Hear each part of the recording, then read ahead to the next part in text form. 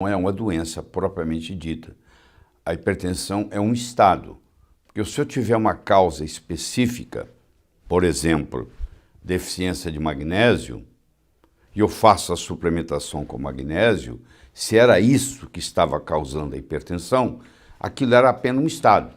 Então existem várias causas específicas para uma pressão se elevar. E quando não participa de nenhuma dessas causas, a gente chama de hipertensão essencial. Mas quando nós temos uma causa, nós chamamos de hipertensão secundária. Então eu vou dar um exemplo.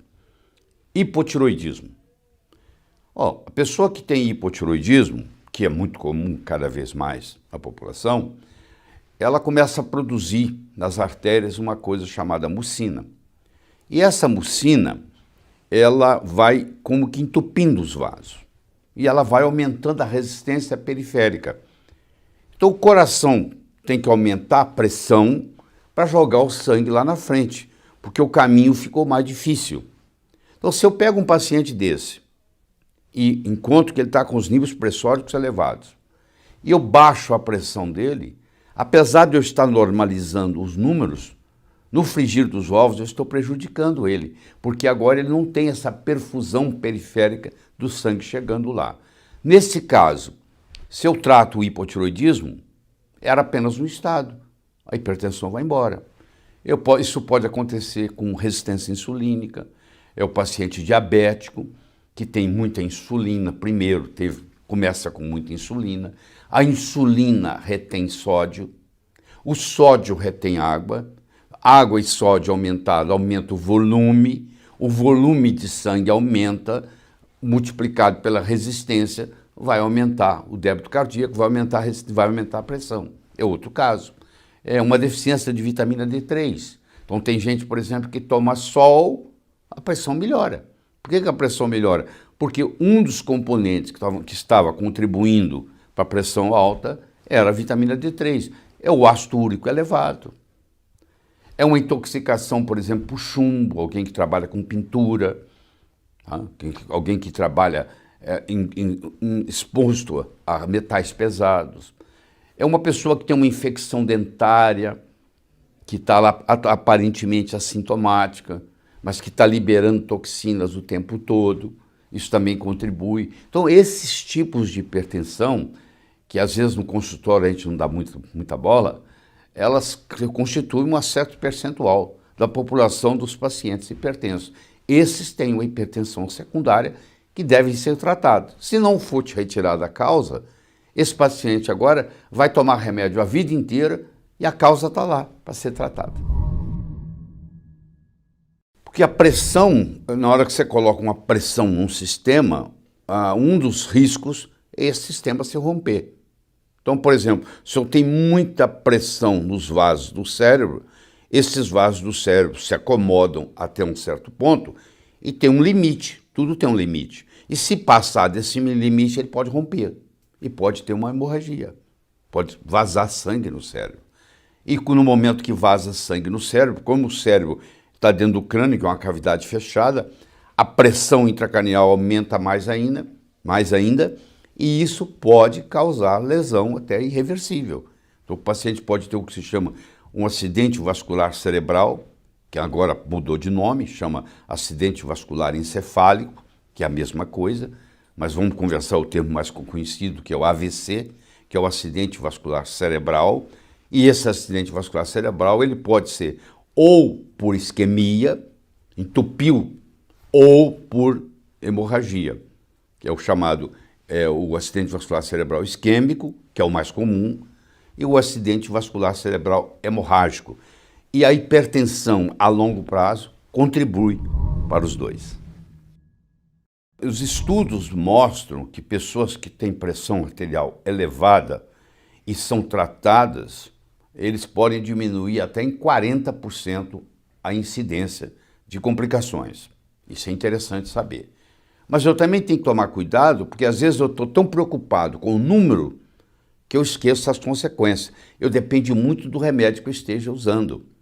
E, infelizmente, os remédios usados para tratar a hipertensão, eles são usados mais ou menos aleatoriamente. A maioria dos médicos vai testar para ver como é que funciona. E existem 3 mecanismos básicos para uma pressão subir. E eu tenho que saber qual o mecanismo que está funcionando no paciente que está na minha frente para eu dar para esse paciente a medicação adequada para ele. Então, por exemplo, eu tenho hipertenso que é hipertenso por um aumento de volume do sangue devido a um problema de sódio ou a um problema de excesso de cálcio. Isso vai exigir um tipo de medicamento. Eu tenho o tipo de paciente, que aliás é o mais comum, que ativou o sistema renina-angiotensina-aldosterona. Eu vou ter que ter uma abordagem diferente nesse. E eu tenho um tipo de hipertensão que é menos comum do que a renina-angiotensina-aldosterona e menos comum do que a sódio-cálcio-volume, mas ela existe, 15% dos hipertensos estão nessa categoria, que é a chamada hipertensão neurogênica, que é a hipertensão emocional, que a pessoa tem uma notícia e fica com a pressão alta. E se classifica como uma estimulação do sistema simpático.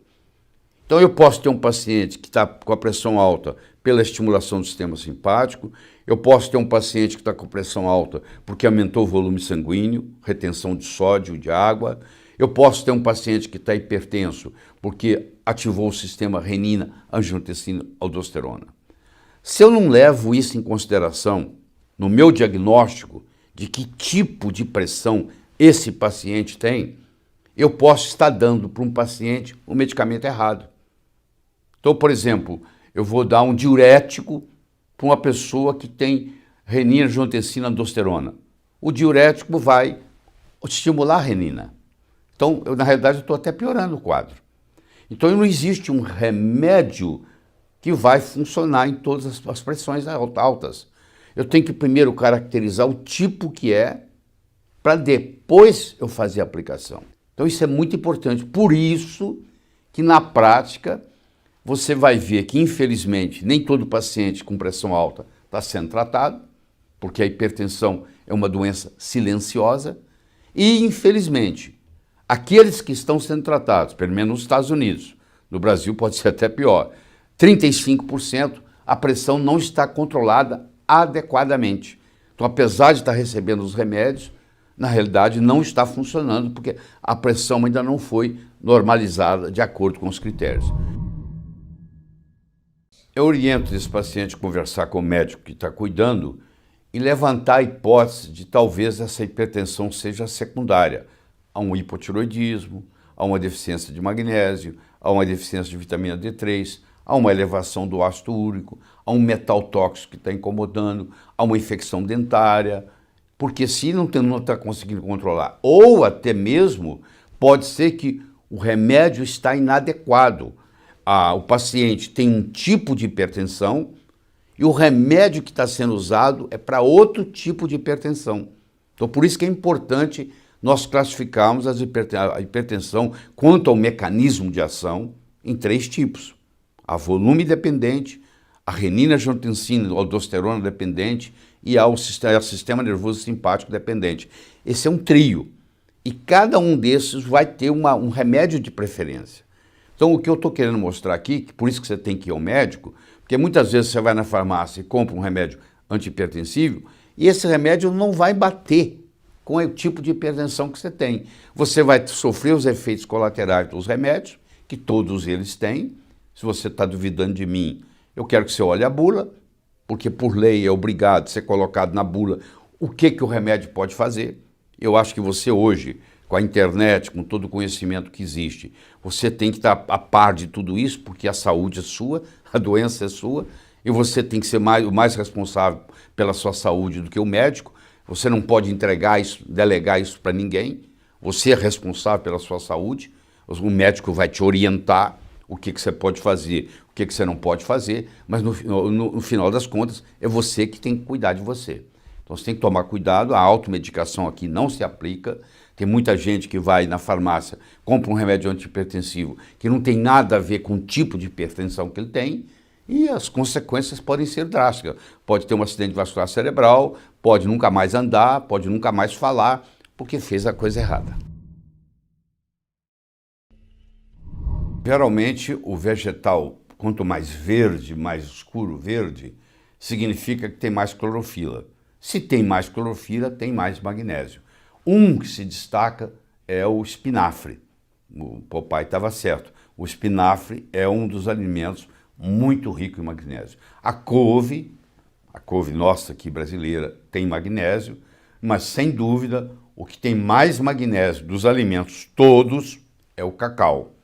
E um jeito de você ingerir o cacau é você ingerir o chocolate amargo, 80% a 85%, onde ele praticamente não tem açúcar e não tem composições outras, como é o caso do leite. Por exemplo, se você pudesse ingerir água do mar, que hoje existe um processo para isso, claro que você tem que tomar cuidado onde você tira essa água, e não é tomar água pura do mar, é 1:4, você tem que pegar 1 do mar e 3 da água doce e fazer um composto. Existem lugares no mundo, por exemplo, na Costa Rica, onde o tratamento desse tipo é usado até no próprio SUS de lá, né? Isso é usado no serviço médico, fazer isso. Então, se você procurar na literatura, você vai ver que existe muito estudo utilizando a água do mar por causa da composição dela, que é nós, lá atrás, filogeneticamente, saímos do mar, saímos para a Terra. Quer dizer, não saímos desse jeito, vai o processo evolutivo. Então, o nosso sangue é muito parecido com a água do mar, em termos de concentração iônica. Então, um jeito de você buscar esse equilíbrio também é via isso. Claro que você tem que trazer a água, tem que ferver, tem que fazer tudo isso para poder usá-la. E também você não usa ela do jeito que ela está. Você tem que diluir 1:4, mas ela vai ser rica em magnésio. O peixe que você come, que vem do mar, ele tem 3 vezes mais magnésio do que o peixe de água doce.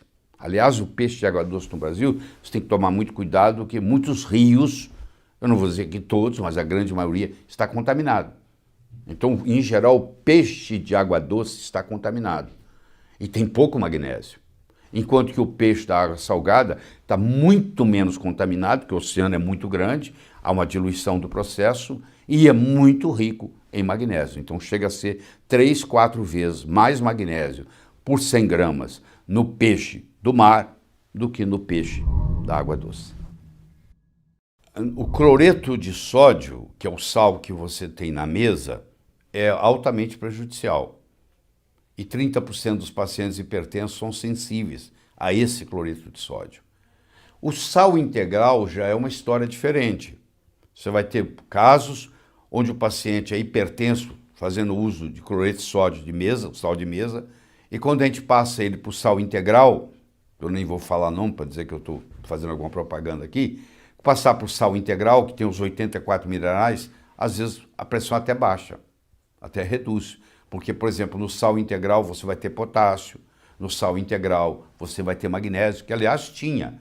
Só que no processo de refinamento do sal, isso foi eliminado e os solventes usados para tirar esses outros minerais têm resíduos ali que são prejudiciais. Existem inúmeros modos de você fazer uso de magnésio, a suplementação de magnésio. Você pode fazer na forma de sal, que é o cloreto de magnésio, é o sulfato de magnésio e assim por diante. Você pode fazer na forma do quelado. O que é o quelado ou quelato? Os dois nomes estão certos. É o magnésio que está ligado a um aminoácido. Por exemplo, você pega o aminoácido glicina, você liga o magnésio ou glicina, essa agora facilita a absorção e facilita levar lá para dentro da célula. Hoje tem tantas variedades de magnésio que você pode escolher, por exemplo, você quer dar magnésio mais o foco é mais o coração, você vai dar um magnésio chamado magnésio de malato. Você quer dar o magnésio, mas o foco é mais o cérebro, você vai dar o magnésio trionato. Então hoje você pode escolher que tipo de magnésio. Claro que um cloreto de magnésio é muito mais barato do que um magnésio glicina ou que um magnésio trionato. Então vai depender muito das condições financeiras da pessoa que vai tomar. Mas eu digo para você, mesmo que você tome o mais barato, que você converse com o seu médico, e tome o cloreto de magnésio, vai ter benefícios. Eu conheço gente que toma cloreto de magnésio há 20, 30 anos. Eles vão na farmácia, compram o cloreto de magnésio na forma de sachê, colocam... Tem todo um processo. Conversa com o seu médico